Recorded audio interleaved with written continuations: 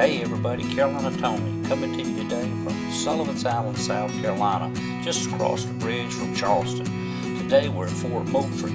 We're going to take a look at Fort Moultrie as it looked a little before 1776 and its evolution right up until World War II.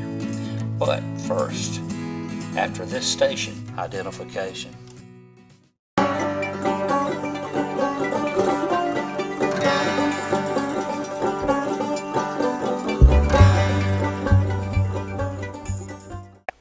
After entering the fort, it's very windy and the sound was really bad on my video, so I just muted it.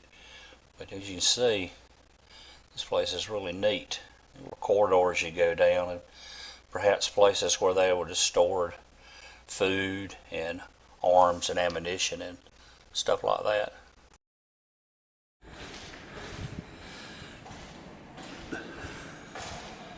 So Fort Moultrie, 1776 to 1947.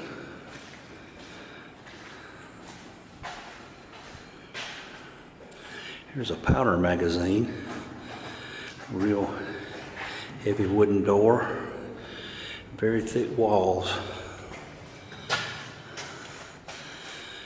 They would keep their powder in here. There's a lot of earth over the top.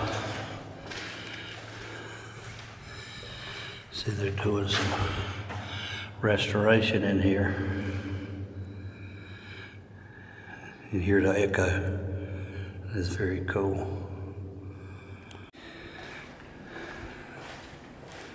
This is the entrance to the service magazine. This held the ammunition for the guns. It was built in 1870.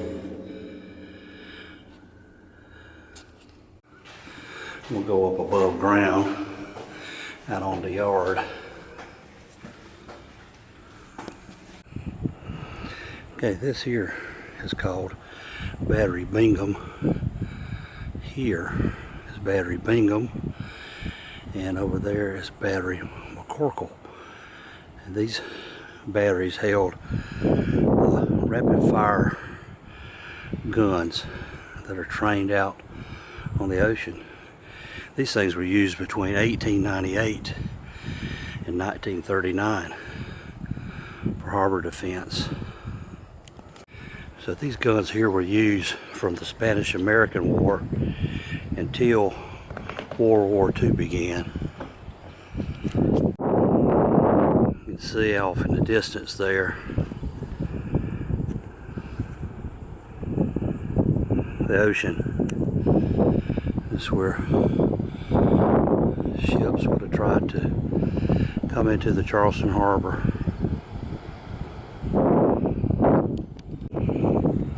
And right over there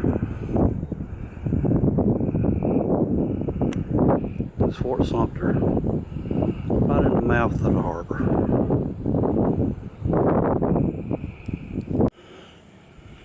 We're going to go down up under the guns of Battery Bingham, and this is where the ammunition would have been held, up under the ground. Under Battery Bingham is this room. It would have held the ammunition for the two of the 4.72 inch rapid fire guns that are mounted up overhead. Up under the battery, you can see those boxes there. That is what the shells would have been in that would fire from this gun here.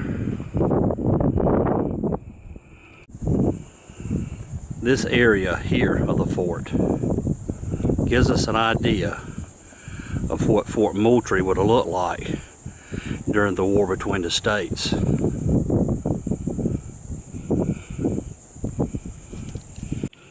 Here's a powder magazine. Let's go inside. In 1870, this earth and concrete structure held ammunition ready for the huge Rodman guns that were up overhead. You might ask yourself, how did they move these cannons around? Because this was the days before diesel powered machinery. Well, I'll show you.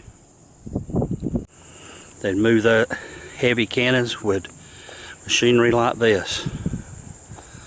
Set up a tripod and with a block and tackle. This tripod type device would use that pulley in connection with this winch that would be rotated with these little things here. They would stick a spike in them and rotate it to pull the rope to lift this huge cannon. Modern technology. Now during the war between the states, this is what the cannons would have looked like from 1861 to 65. And while they were firing on Fort Sumter, these are the cannons like this would have been what fired on Major Anderson that was being held up inside of Fort Sumter. In fact, right now, this gun is trained on Fort Sumter.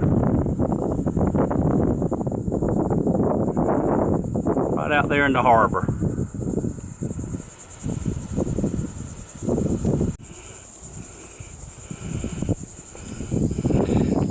And we're working our way down through the wars. First we looked at the Spanish-American War.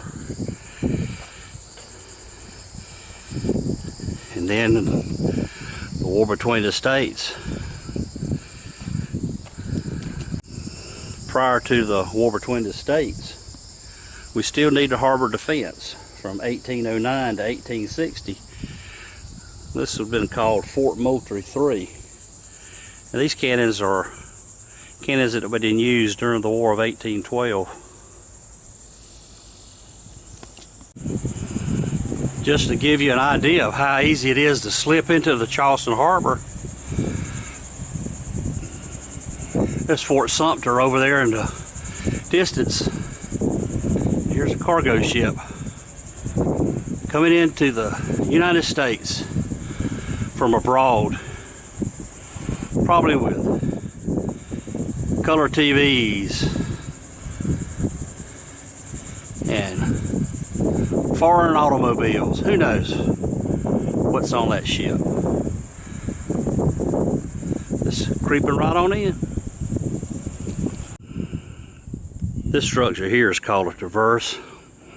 It was used around 1820, and what it would do, it being a solid brick structure, would guard from any enemy projectiles from coming in from the ocean, to protect the doorway to the powder magazine.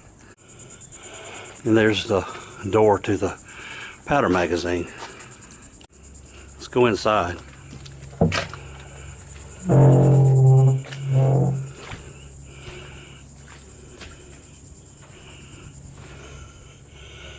Here is the powder magazine with big kegs of black powder that if a projectile hit them would send this place sky high. This area here is an example of what things will look like between 1941 and 45 during World War II.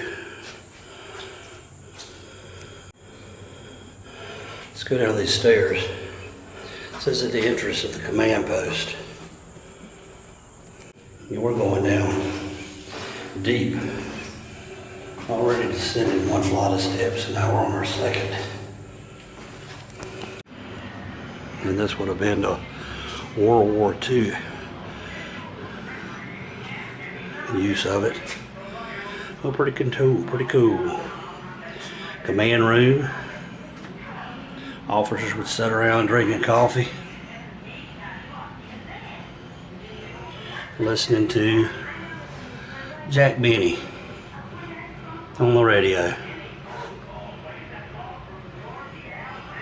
Commanding officer or Officer on duty waiting on a call from the top brass. This is the radio room. It was manned around the clock by one Navy personnel and one Army personnel that would inform the command of anything that come in or moved in the harbor. This is called an airlock, and any person caught outside during an attack would be assumed to be contaminated, and they would have to come into this little room called an airlock, and high pressure air would hit their body in all directions, thusly and hopefully blowing away all contaminants and being decontaminated. Without the use of a drone that I don't own, here is an aerial look of Fort Moultrie from World War II. Working its way back in time.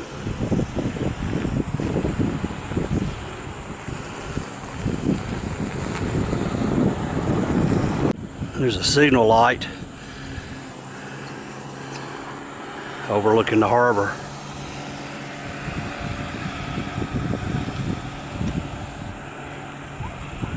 Here's another view of Fort Sumter.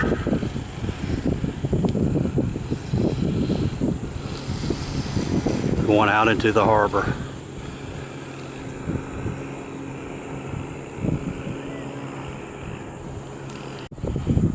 These ropes on top of the tower would hoist up signal flags to send flags out into the harbor to ships. And this was the code machine that these flags would be in, and every flag had a number and a letter that they would use to signal. Outside of Fort Moultrie is a tomb of a Seminole leader, Osceola. He's probably one of the most celebrated residents that were here at Fort Moultrie. That rather than surrendering his people and his territory, he chose to remain. Osceola was a leader who led his people in a fight to remain in Florida rather than to submit to removal to the Indian Territory. Osceola was given the freedom of the fort while being held here from January the 1st until 1838, until his death from throat infection on January the 30th. He's buried right here.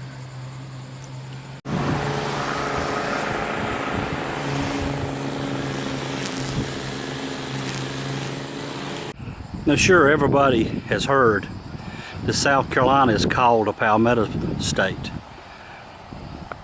And the answer to that question is, why is it called a palmetto state, is because in the 1776, as South Carolina prepared for a British invasion, they built a fort about 500 foot square, and the walls were made from palmetto logs. Kind of like this. Well, I hope you enjoyed that as much as I did. Thank you for watching. Be sure to share with a friend and tell someone about this channel. And for now, y'all have a good day.